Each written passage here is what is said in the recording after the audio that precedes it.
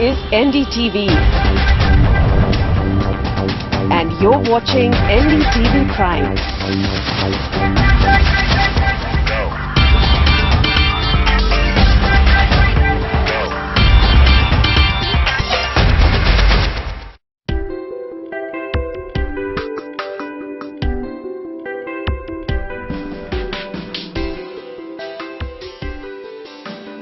Hello and welcome to Startup Wednesday.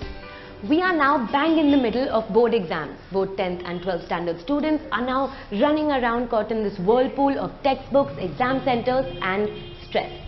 On this episode, we are going to take a look at startups and young companies that are helping students through this period, starting with that stress part, which can often lead to depression, anxiety attacks, even suicide. So, can mental health apps actually help students through this process? Let's take a look. I thought that I would not be able to clear my board exam, and I would always cry for that.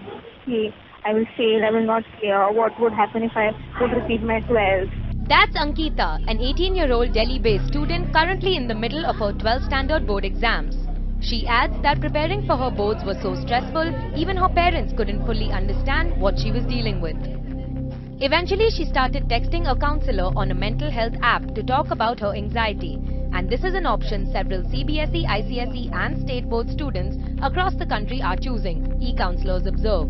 And this trend has led to a huge spike on the websites and mobile apps of mental health startups during Feb and March. Way Forward, the Delhi-based mental health startup founded last year by psychologist and businessman duo, claims that about 20% of the 10,000 board exam-related queries per month are from parents. I think a lot of the stress that children experience is, from the parents. It's the parents' aspirations and goals and sort of the gaps in communication. Texting tops the list with 70% of students choosing chat-based sessions, with phone and video calls coming in second and third. Mental health apps attribute this to the young users being more comfortable with texting as a medium. And while most schools do have a counselor on campus, students say they prefer the anonymity of these apps. Apart from stigma, Indian mental health startups also hope to tackle other roadblocks in this space, such as lack of access. There's a huge problem because of stigma. There aren't enough experts out there, and also in terms of the training, there are big gaps in the market. So there's a massive requirement. A lot of times they are unable to go through with it. Like they'll come in, we'll try to help them, but they're not able to follow up. Again, I think that's where sort of the maturity in help seeking, it doesn't exist. With 60% of exam-related counseling queries originating from Tier 1 cities, most of these apps claim 40% come from Tier 2 and Tier 3 city students. Still, most e-counselors maintain that online counseling is not meant to replace physical therapy, but work hand in hand with it. I'm now sitting with three 12th standard students currently in the middle of their board exams, Bhavya, Lavisha and Pooja. And we're going to find out how the board exam period is treating them. So I'll start with you, Bhavya. Can you tell me from the preparation time in Feb, when you were doing the preparation, how was the month of Feb for you?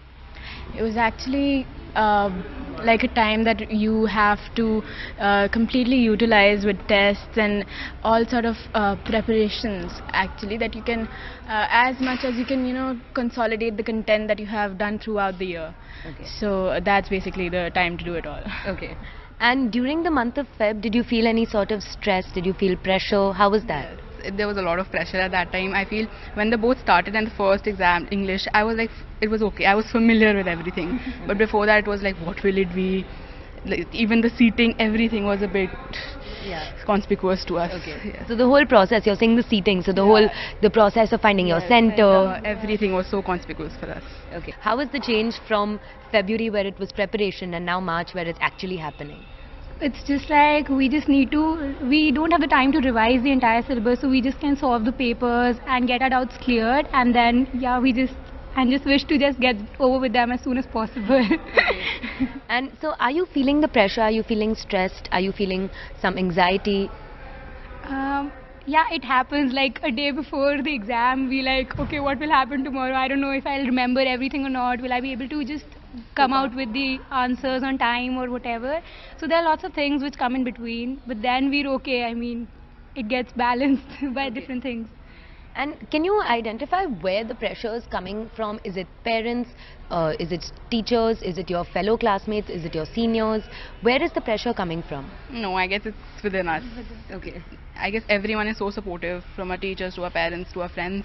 Everyone wants us to achieve, but it's somewhere we get a bit anxious, like what will be the future, like the colleges as well. Where will we get into? So about our future. So it's we who get a bit nervous, and we should control it. Okay, and where do you think the pressure is coming from for you? Basically all the expectations, even from the society, from our parents, from ourselves as well, and stuff like our colleges, and especially if you want to get into DU, the cutoffs are so high that the expectations are already up in the sky. And so during the month of March, you deal with your board exams, and then are you thinking right now only about the next paper, or are you thinking after the board exams end, what is my next step? What am I going to do? Is that also playing on your mind? Yes, of course, the entrances as well, about the different colleges. Actually, the main aim, like, okay, the board is there, but also where will we get after the board, the colleges? That's another burden. So it's not just like month of March will end and the stress will end. No, it It's won't. not like that. Yeah, I mean, you have to always, apply to colleges, different colleges, and you have the stress of getting into them.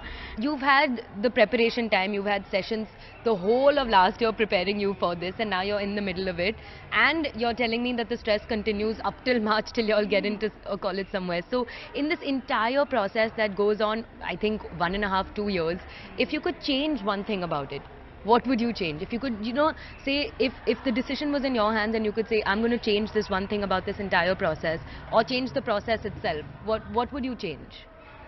I think the amount of rote learning that goes into everything, I think I would like to change that, because we end up rote learning, like especially humanities students end up rote learning like 100% of the syllabus, and only like 30% of what we memorized and spent our whole year memorizing comes into the exam. Yeah, So okay. that's sort of really disheartening. Okay. What about you? I feel kind of same like Bhavya. There should be a strike, like we should strike a balance between practical and theory as well. Okay. This is in some subjects, but I feel that there should be in other subjects as well. So And- this will make it very easy for us. So you think right now there's too much theory, you would want more practical. What about you, Pooja? We have practicals in every subject. Yeah. So